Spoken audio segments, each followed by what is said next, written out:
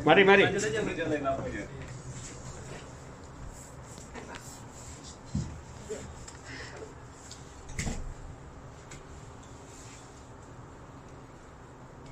Bisa Pak, ayo.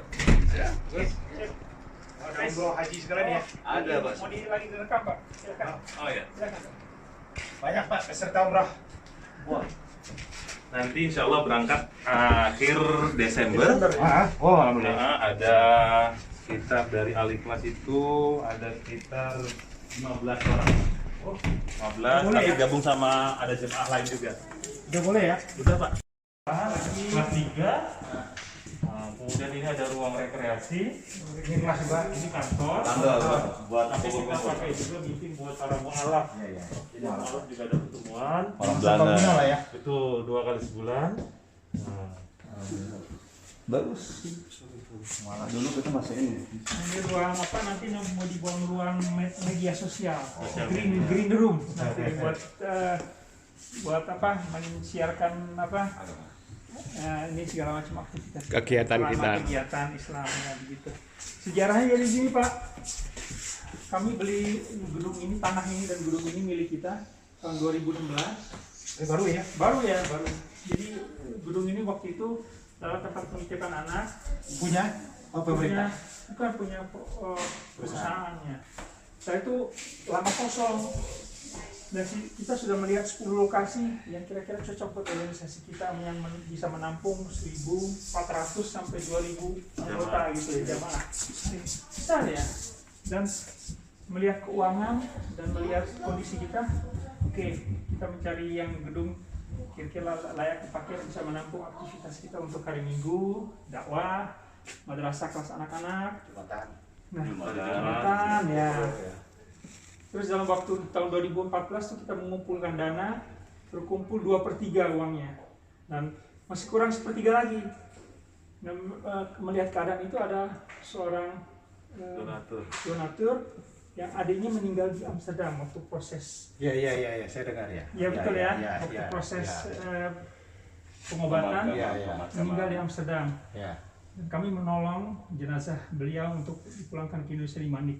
Dan KBRI juga Diurus, ikut ya? membantu diurus. Jadi kami Al-Ikhlas dengan KBRI bekerja sama. Akhirnya setelah itu kakak yang paling tuanya mendengar bantuan kita begitu ikhlas dan tulus. Akhirnya kalian perlu apa? Oh, kamu kekurangan dana 1/3 lagi gitu ya.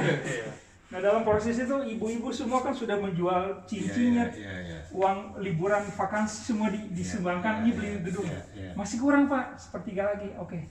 Akhirnya dibayar cash langsung sama beliau ya. Namanya Pak Hanif. Hanif ya, saya dengar tuh. ya. Ini baru Sekarang meninggal. putranya jadi ini Pak Wagu, Bang Ijek. Bang Ijek, Musa Rajeksa. Ya. Bang Hanifnya baru meninggal sebulan yang lalu. Iya. 1 bulan yang lalu Di Medan. Di Medan. Dan sudah 3 kali ke sini. Oh, Dan di sana masih ada ruang. Iya. Dari sini bisa kita lihat sebentar. Ada masih panjang. besar ya. Alhamdulillah. Lihatnya Pak. Mas, Ada niat juga Pak. Tuh, di luarnya. Ya, Masya Allah. Besar ini. Tuh. gudang ternyata. Kalau Somer bikin bangku. Kalau lebarannya bulan Juli bisa di sini nih. Di sebelah ini Pak punya orang Turki. Oh. Ya mereka punya semacam perkumpulan juga, tapi ya kadang-kadang mereka Jumat gabung sama kita. Tapi bilang juga sama dia, kalau kita gabung juga boleh dong. Orang dia nggak Iya, boleh sama dia. boleh. Dan sejak kami masuk di sini 2015, pemerintah Belanda membuat supel kegiatan di sini. Tadinya di sini hanya buat perusahaan aja ya. Iya tadinya. Tadinya perusahaan Sekarang aja, dan udah. kami minta izin di mana untuk dijadikan pusat budaya dan kultur. Setelah itu diizinkan, akhirnya daerah ini jadi berubah. Yang tadinya perkantoran sekarang jadi perumahan. Dari hotel sekarang hotel Sekarang jadi sebenarnya. hotel dan Di sebelah perumahan. sini penginapan. Penginapan. Ya, dan Secara izin, secara izin sebenarnya tempat kita itu seperti tertulis di depan Pak, Indonesian Cultural Centrum, pusat kebudayaan Indonesia. Indonesia. Yang mana di dalamnya ada masjid. kita jadi kita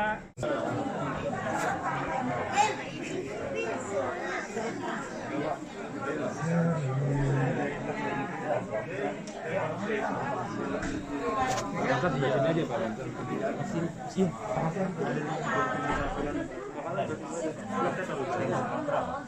Medan. Iya.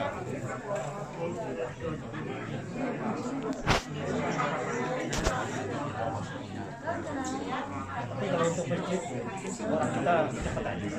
Kemarin ini mana itu di sini ya?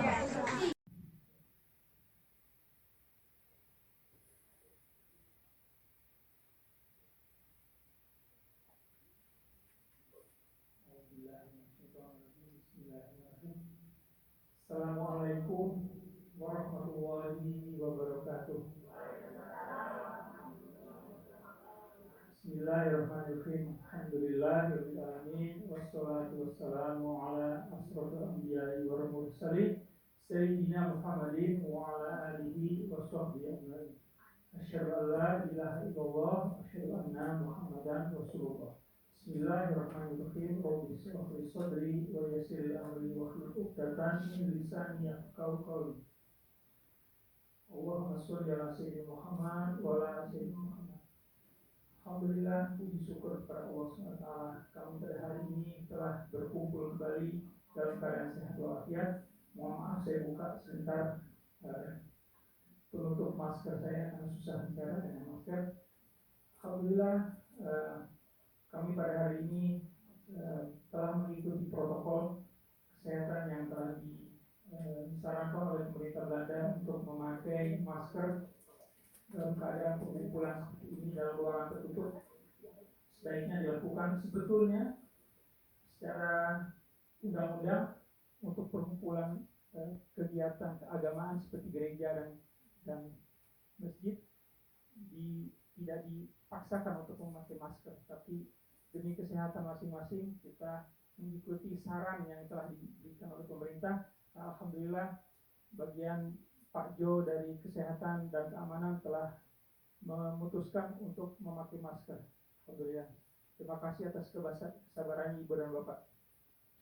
Yang saya hormati pada hari ini para hadirin dan hadirat, Jamaah Al-Ikhlas Amsterdam, para sesepuh, para pejuang yang telah mendahului, yang masih hidup, yang dan sudah meninggal. Sangat berterima kasih kepada mereka yang telah mendahului perjuangan ini. Kami dari generasi yang kedua hanya meneruskan perjuangan Ibu dan Bapak para sesepuh. Saya ucapkan terima kasih atas kepercayaan yang telah diberikan dari Bapak dan Ibu kepada pengurusan ini untuk mengurus segala sesuatunya, mengatur organisasi ini untuk berjalan lancar. Saya ucapkan pada khususnya kedatangan tamu besar kita yaitu Bapak Mayer Faiz, Bapak Dubes untuk Kerajaan Belanda, untuk pertama kalinya datang tiba di organisasi kami, di tempat kami, di gedung kami. Terima kasih atas waktu dan kesempatannya untuk datang ke sini. Terima kasih Pak. Kesempatan ini sebetulnya sudah diinginkan oleh Bapak, oleh beliau bulan Januari tahun ini 2021. Saya ditelepon oleh Pak Nur Hasim, Pak Hansyah, Pak Dubes ingin bersosialisasi dengan jamaah Amsterdam. Pada saat itu bulan Januari lagi gencar-gencarnya corona. Semua tutup, restoran tutup, gedung tutup, masjid kita juga tutup. Jadi kesempatan itu saya tolak Pak. Mohon maaf sebesar-besarnya. Pak Nur Hasim saya tolak waktu itu. Pak susah Pak, nyari gedung aja susah untuk disewa. Akhirnya sudah waktu berjalan, akhirnya kita ketemu tanggal 23 Oktober hari Sabtu di Masjid Al-Hikmah di Den Haag dalam acara Maulid Nabi PPME cabang Den Haag. Alhamdulillah di sana jamaah PPME Den Haag diperkenalkan dengan pengurus baru. Pengurus Den Haag itu sudah dibentuk pengurus baru generasi kedua semua, anak muda-muda semua, muda-mudi semuanya. Pengurusnya ada 9, Hofbestuur, ketua 1, ketua 3, ketua 1, ketua 2 dan ketua 3, sekretaris 1, sekretaris 2, sekretaris 3, bendahara 1, bendahara 2, bendahara 3. 3 untuk satu fungsi dan mereka bergilir. Di Sabtu pertama ketua yang 1 yang hadir, Sabtu kedua ketua yang 2 hadir dan seterusnya. Alhamdulillah saya senang sekali melihat regenerasi yang telah terjadi di PP Medan. Alhamdulillah. Berarti tongkat estafet di sana di Den Haag sudah diteruskan lagi, insya Allah. Dan pada saat itu saya diperkenalkan dengan Bapak Mayer Faiz, Bapak juga pidato di sana, dan kami berbincang-bincang sedikit. Dalam kesempatan itu saya beranikan diri, Pak datang Pak ke gedung kita Pak di Amsterdam. Alhamdulillah Bapak sudah bersedia datang di sini, sangat senang sekali. Dan sedikit sejarah tentang Al-Ikhlas Amsterdam yang saya Bapak baca di situ, Persatuan Pemuda Muslim Eropa cabang Amsterdam Al-Ikhlas.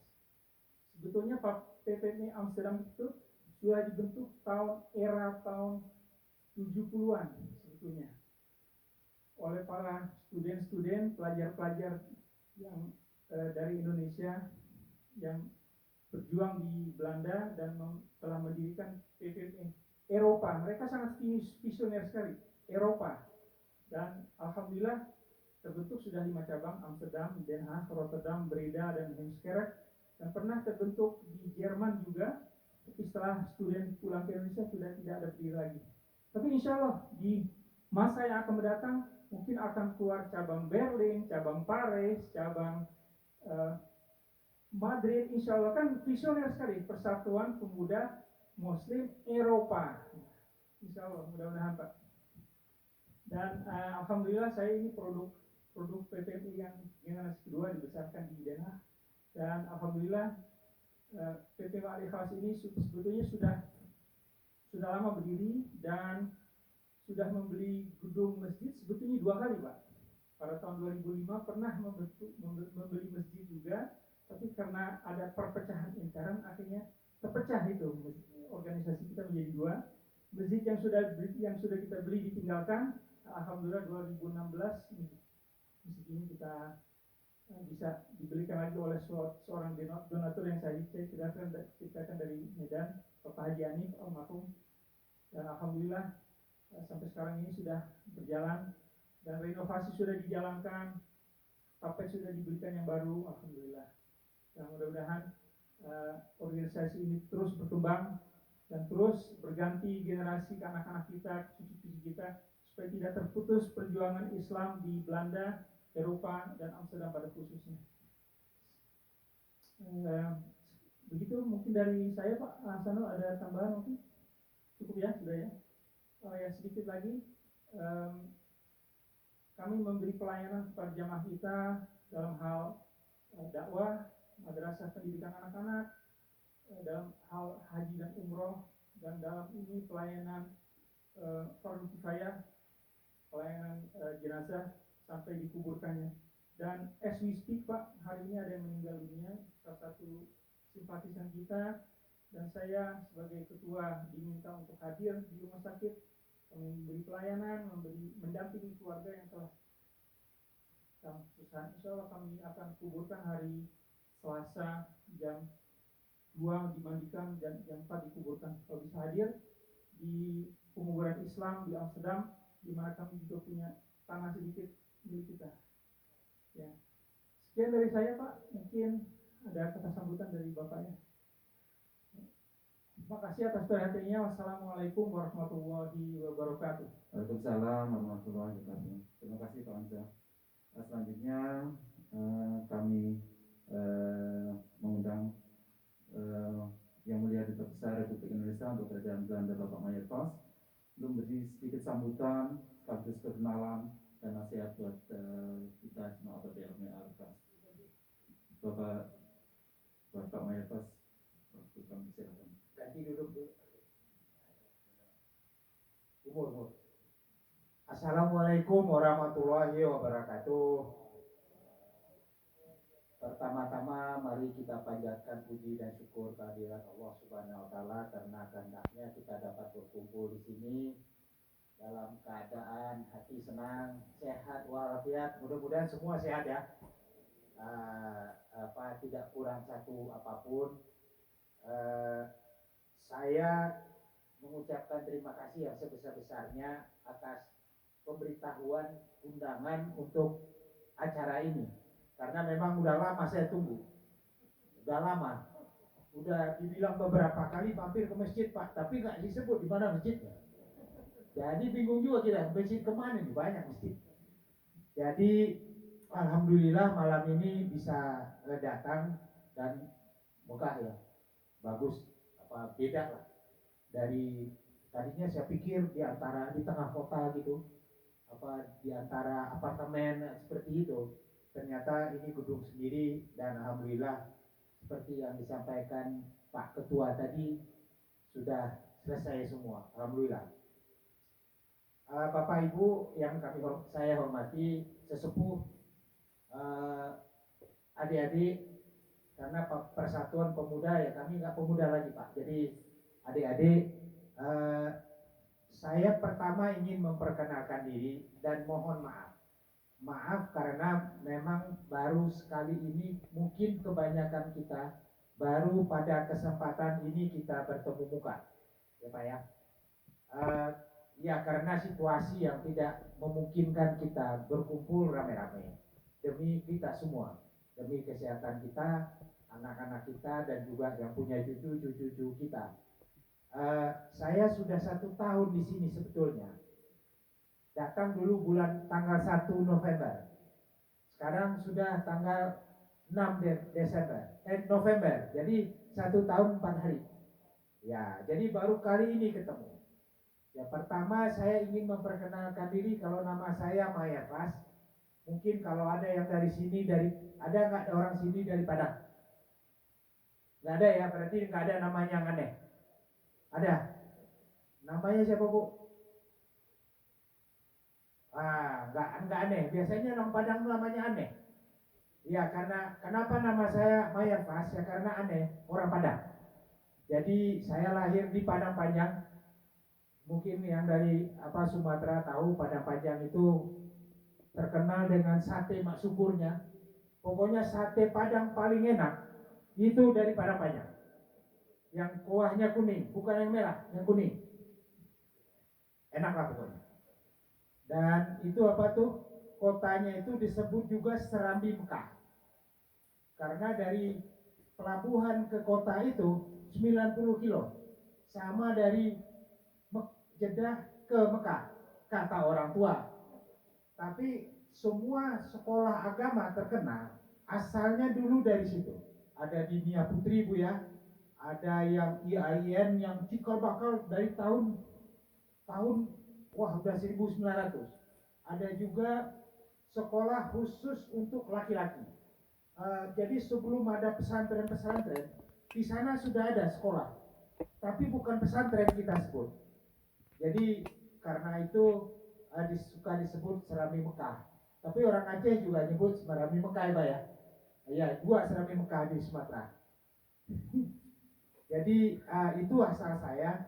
Dan kalau istri kebetulan nggak bisa hadir dari Jawa Timur.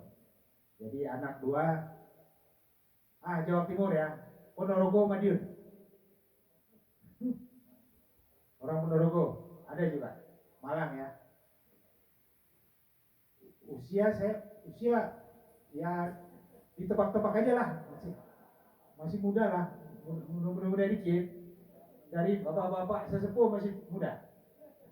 Ya, jadi anak 2 kebetulan memang sekolah di sini, jadi saya ngikuti anak, ada 2 anak laki. Ibu, bapak-bapak, saya ditugaskan di sini untuk urusan kepentingan Indonesia di Belanda. Jadi termasuk kepentingan seluruh warga negara Indonesia di sini. Jadi untuk itulah saya dikirim ke sini. Jadi saya ditugaskan mengurus kepentingan bapak-bapak, ibu-ibu yang berkaitan dengan Belanda. Apapun kepentingannya, yang ibu-ibu, bapak-bapak memerlukan dari KBRI di sini. KBRI adalah perwakilan pemerintah kita. Tidak ada lagi yang lain, hanya satu itu. Jadi maksud saya manfaatkan kalau memang itu diperlukan. Jadi jangan ada jarak, karena bagaimanapun disitulah perwakilan Indonesia berada. Disitulah satu-satunya perwakilan Republik Indonesia ini. Ya, situlah rumah kita semua, rumah kita orang Indonesia. Rumah ya kita harus merasa dekat ya. Kalau ada apa-apa kita pulang ke rumah kan. Jadi rumah kita, KBRI itu adalah rumah kita bersama yang tugasnya adalah melindungi seluruh warga negara dan kepentingan warga negara Indonesia di sini. Apapun itu kepentingannya. Ya, warga negara Indonesia. Ya, yang pernah yang penting orang Indonesia lah. Walaupun tidak ada Indonesianya tapi dia orang Indonesia lah. Ya. Ya, jadi kalau warga negara kita, saya laporkan sedikit, yang masih pegang paspor kita itu sekitar berapa Pak? 16.000 ya, 16.000 orang di seluruh Belanda. Kalau kita warga negara orang Indonesia kan bisa paspornya Belanda, bisa Jerman, bisa sana. Tapi dia orang Indonesia. Itu sekitar 360.000. Banyak orang kita di sini. Ya, maksudnya orang Indonesia. Mungkin lahir di Indonesia, mungkin dia lahir di Indonesia, cuma dia tidak pegang paspor Indonesia lagi. Kalau disebut diaspora Indonesia, kita terbesar di sini. Lebih besar dari Turki Pak ya, lebih besar dari Maroko. Karena 10% orang Belanda itu diaspora Indonesia. Dulu mungkin bapaknya Indonesia, pokoknya ada Indonesianya ya. Ada darah Indonesianya, neneknya dulu tinggal di Indonesia. Mungkin dia juga lahir di Indonesia, buyutnya mungkin di Indonesia, dari seluruh Indonesia yang ada sekarang. Jadi itu 10%. Kalau 10% berarti 1,7 juta. Itu orang yang punya keterikatan dengan Indonesia di Belanda. Jadi kita yang terbesar.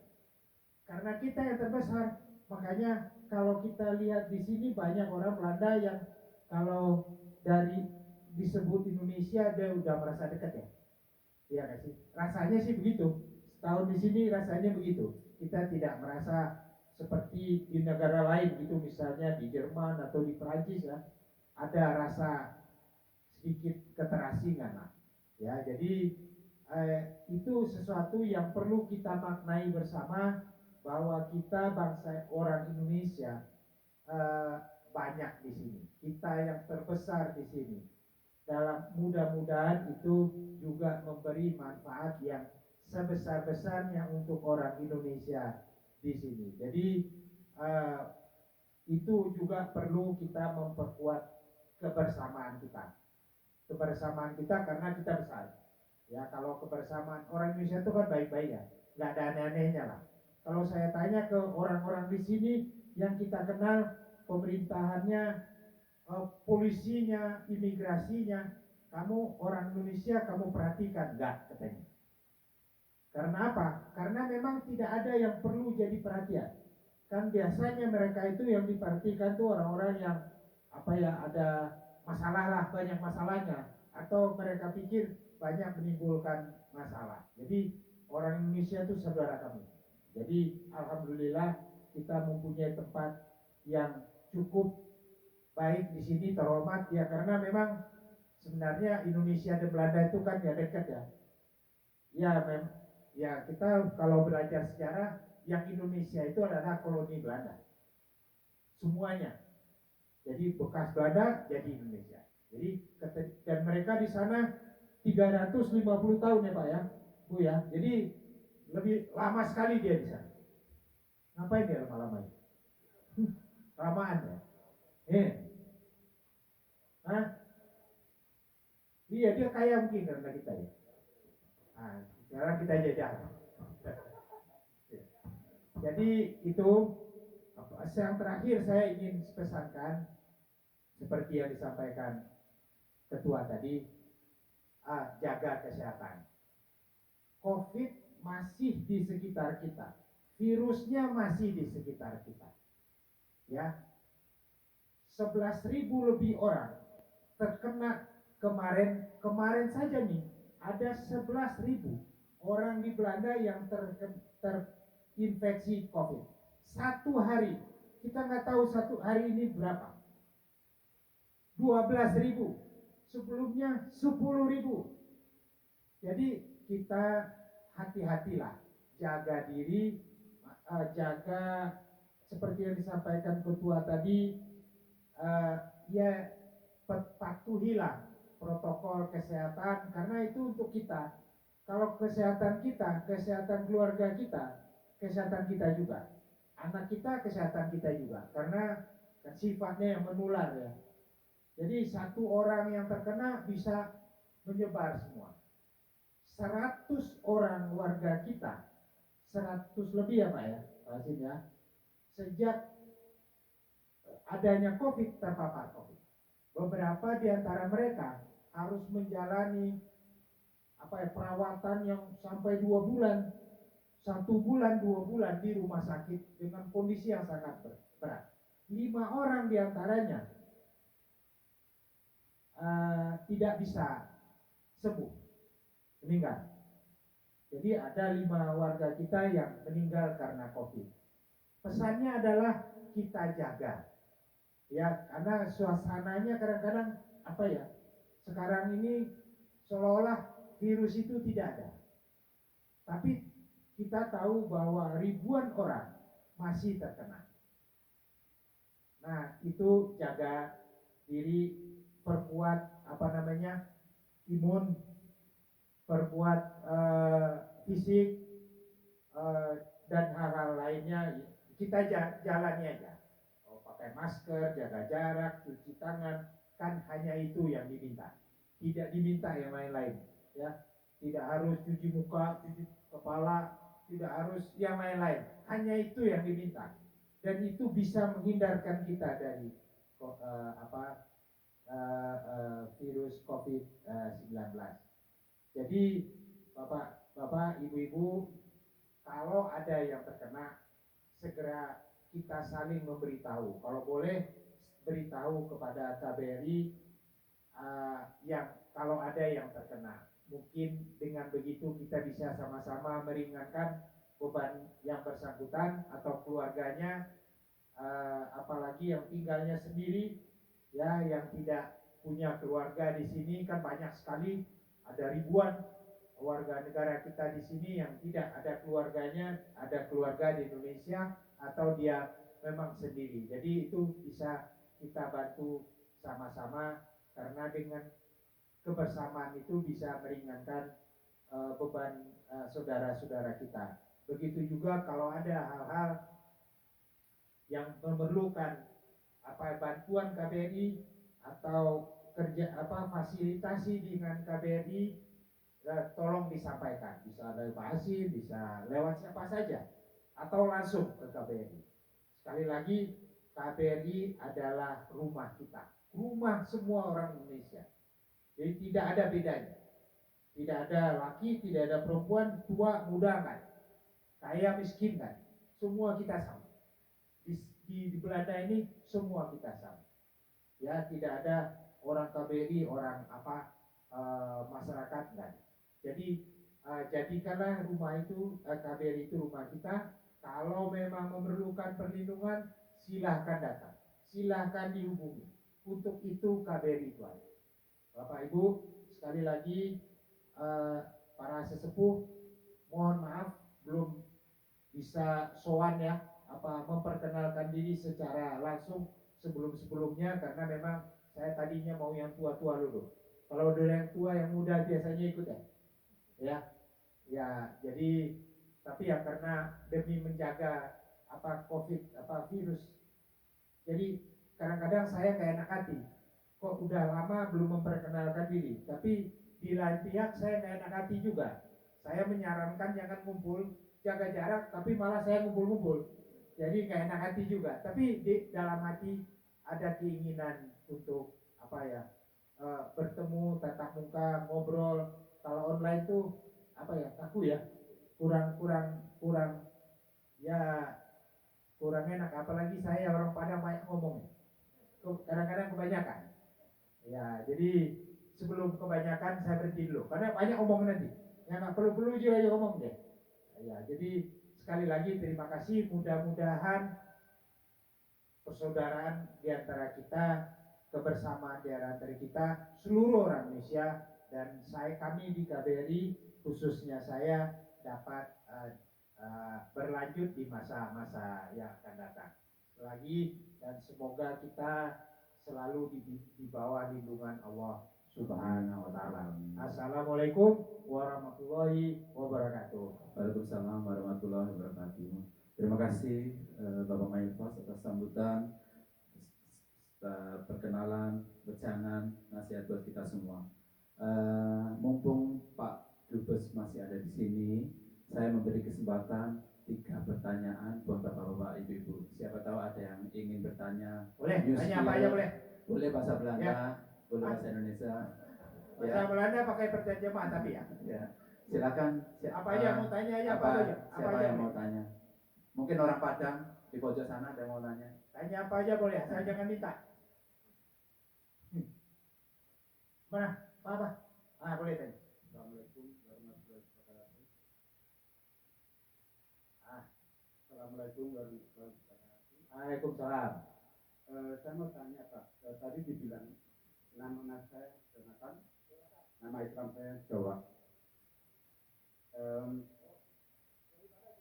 Dari Jogja. Saya mau tanya, banyak orang Indonesia yang sudah punya paspor Belanda, dan dulu pemerintah Indonesia katanya mau membuat seperti izin tinggal untuk orang-orang Indonesia yang tinggal di Indonesia. Bagaimana itu kabarnya?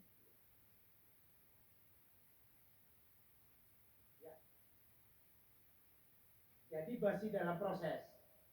Dulu apa namanya Pak? Masih KRI, Kartu Masyarakat Indonesia Nederland.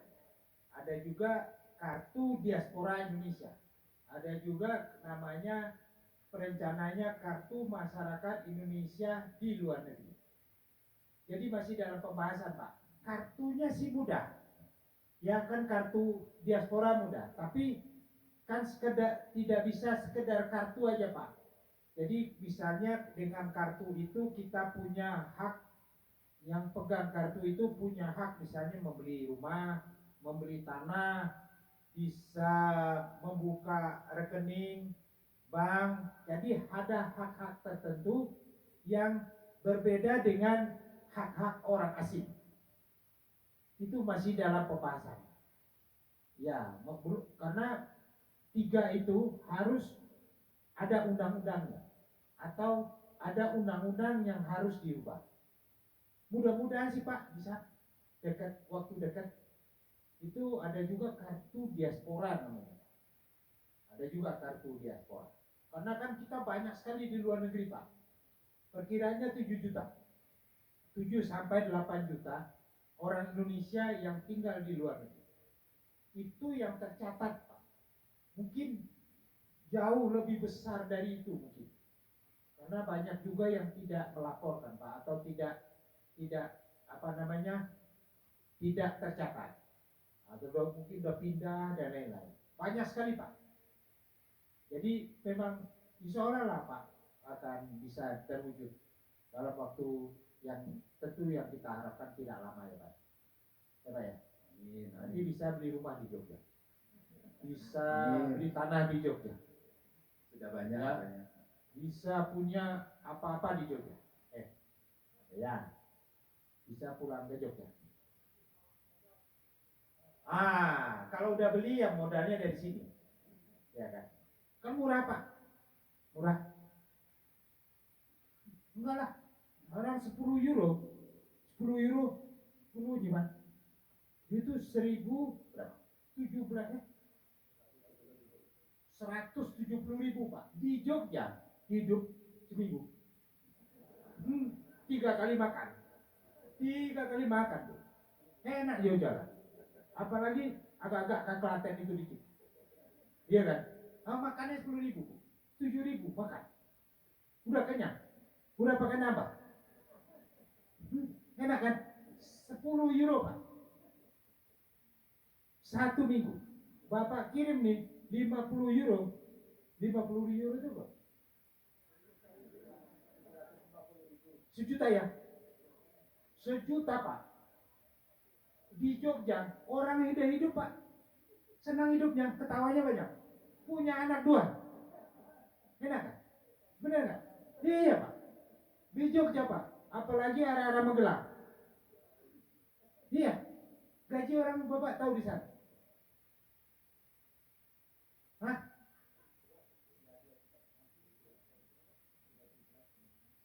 Rp3 juta Pak, itu dua orang. Jadi pulang ke Jogja Bapak orang kaya. Insya Allah Pak, insya Allah. Insya Allah. Tapi kirim-kirimlah uang ke Jogja. Karena mungkin ya, Bapak merokok 20 euro Pak, tidak ada apa-apanya. Tapi bagi banyak warga kita, itu kehidupan. Itu kita selalu niatkan terus, ya pasti kita ingin membantu Pak. Kalau kita lihat ya, yang di desa-desa, apalagi karena COVID, banyak orang tidak bisa kerja, ya disitulah kalau boleh kita membantu. Jangan pikir besar kecilnya. Seperti saya bilang tadi Pak, 10 euro Bapak kasih, udah memberi kehidupan orang 1 minggu. Di sini Bapak cuma mendapat 2 es krim atau 3 kopi. Bapak tidak ngopi 3 kali, Bapak sudah bisa menghidupkan 1 keluarga 1 minggu di Indonesia. Bayangin itu. Jadi jangan ngopi Pak, kirim aja sana. Nah, itu baru ngopi Pak. Kalau pakai kue banyak lah gitu. Bisa 2 keluarga. Itu selalu kita niatkan Pak. Kita masjid di sana juga bermasalah. Karena apa? Dulu karena PPKM, karena orang kan terbatas ke masjid Pak. Jadi penerimaan masjid juga berkurang. Nah, biaya untuk pemeliharaan, biaya untuk yang mengurus, karena saya itu Pak, banyak nanggung orang. Ya karena pikirannya itu aja. Kita tahan sesuatu, bagi kita mungkin nggak ada artinya, tapi bagi orang lain itu adalah kehidupan. Ya Pak ya. Jadi kirim-kirim ke Indonesia. Kan duitnya banyak. Tambah banyak memberi, tambah banyak dapat rezeki. Benar nggak? Mana Ustaz? Amin. Benar kan tuh? Kata-katanya Ustaz Pak. Dan pahala lah. Rezeki banyak, pahala. Jadi kata orang Padang itu apa? Hidup bahagia, mati masuk surga. Apalagi itu Pak. Amin. Kok malah saya ya? Kok Pak banyak ngomong kan? Ya Pak, ada yang nanya lagi? Silakan. Apa aja tanya boleh. Pak Trimo ini ada yang. Pak Trimo. Assalamualaikum warahmatullahi wabarakatuh. Waalaikumsalam. Nama saya Trimo. Saya mau nanya. Bapak dari mana? Solo, Narget. Saya mau nanya Pak. Ya. Kita kebanyakan di Indonesia paspor tidak tidak dipentingkan lagi. Yang dipentingkan di Indonesia kebanyakan itu justru KTP. Nah, sedangkan KTP itu kita ngurus di sana, mesti minta surat pindah dari Belanda. Ya. Itu menurut Bapak bagaimana bisa bisa mendapat KTP mendapat ya? KTP? Iya, karena ada apa namanya Pak? NID, nomor induk tunggal, NIT. Nanti orangnya akan ke sini. Nanti hubungi Pak Asif Pak. Jadi dengan NIT itu Bapak punya udah semua apa namanya ya, akses di Indonesia. Itu sama dengan KTP. Ya KTP ya Pak ya, kartu tanda penduduk yang elektronik itu loh. Itu berlaku seumur hidup. Jadi di NIT itu ada, kalau kami di Indonesia namanya NIK, nomor induk kependudukan. Tapi kalau yang di luar namanya nomor induk tunggal. Jadi hanya dengan nomor itu Pak, Bapak sudah bisa ngapain aja di Indonesia. Ngapain aja Bapak, mau apa aja bisa. Insya Allah dekat. Mereka mau datang ke sini. Nanti kalau datang mari kita rame-rame ini minta. Ya. Jadi dan itu berlaku seumur hidup. November, kata Pak Hasim yang ngurus. Jadi kalau dia nggak datang kemarin Pak Hasim, kapan jangan tanya Pak Hasim, tergantung Pak Hasim. Nah tuh, nah.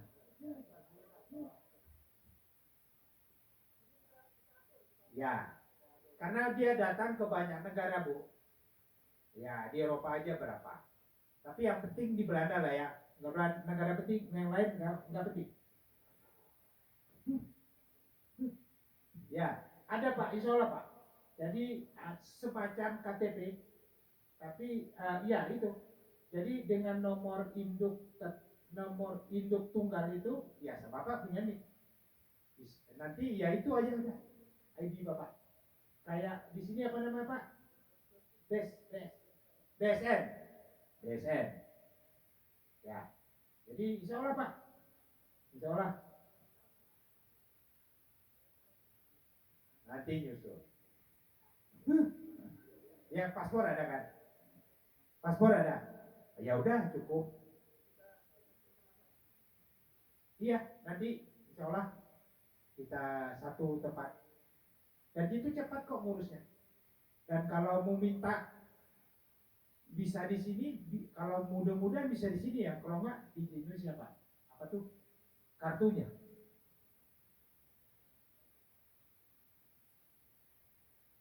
Iya, boleh. Kok mudah-mudahan Pak, nanti kita usahakan. Itu enak Pak. Kalau udah, itu Bapak udah aman. Seumur hidup. Terima kasih. Semoga cepat realisasi lagi. Saya kasih kesempatan untuk ibu-ibu. Ibu Satu ada yang nanya? pertanyaan dari ibu siapa? Ibu Silakan. aman semua, bahagia semua, senang semua. Alhamdulillah ibu. Sudah puas semua? Maksudnya Puas nggak semua. ada pertanyaan lagi? Ya, sudah tuh. Susah itu. Berarti orang sini bahagia. Kalau ibu-ibunya sudah senang semua, berarti bapak-bapaknya bahagia udah. Mungkin Bu Teti mau bertanya. Biasanya Bu Teti selalu bertanya. Apa terkagum-kagum mau buat Pak Dubes sekarang? Makanya nggak bisa berani bertanya. Lebih tua saya Bu. Oh 52 tahun di sini. Oh iya. Belum tua lah. Silakan boleh? pertanyaan Belum siapa ya? ya? Ibu yang mau Belum, bertanya? Sudah? Ya. Ada lagi? Ya. Sudah? Oke. Terima kasih. Jadi kalau nggak ada, ya mudah-mudahan semua nyaman. Ya senang dan bahagia lah. Karena itu juga meningkatkan nama kita, imun kita. Dan kalau kita senang, orang lain senang, keluarga senang. Jadi semua orang yang sekitar kita juga akan senang. Jadi terima kasih ya. Terima kasih. Terima kasih Pak Dubes. Semoga semua wejangan-wejangannya kita bisa belajar dan semoga semua cita-cita Pak Dubes tahun ini bisa tercapai terrealisasi semua. Sebelum kita masuk ke istirahat, ada anak-anak dari